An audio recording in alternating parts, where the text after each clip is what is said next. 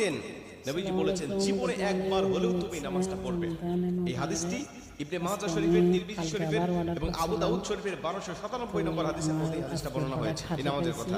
নবীজি তার চাচা আব্বাস রাদিয়াল্লাহু তাআলা আনহুকে ডাক দিয়ে বলেন, চাচা আমি আপনাকে এমন একটি নামাজের কথা বলছি, এই নামাজটা আপনি প্রতিদিন একবার হলেও আপনি আদায় করবেন। চাচা যদি প্রতিদিন সম্ভব না হয় অন্তত সপ্তাহে একবার হলেও আপনি নামাজটা পড়বেন। যদি সপ্তাহে সম্ভব না হয় তাহলে আপনি মাসে অন্তত একবার এই নামাজটা আদায় করবেন।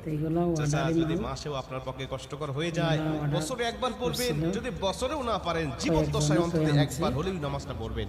কারণ এই নামাজটা এত পাওয়ারফুল নামাজ, এই নামাজটা আদায় করার কারণে আপনার প্রকাশ্যে অপ্রকাশ্যে যত গুনাহ করেছেন, আপনার ইচ্ছায় অনিচ্ছায় যত গুনাহ করেছেন, আপনার অতীত জীবনে যত গুনাহ করেছেন সব গুনাহ আল্লাহ আপনাকে ক্ষমা করে দিবে। এই নামাজটার নিয়মটা একটু ব্যতিক্রম। এই নামাজটাকে বলা হয় সালাতুত তাসবিহ। এই নামাজের মধ্যে অতিরিক্ত কিছু তাসবিহ পাঠ করতে হয়। সুবহানাল্লাহ।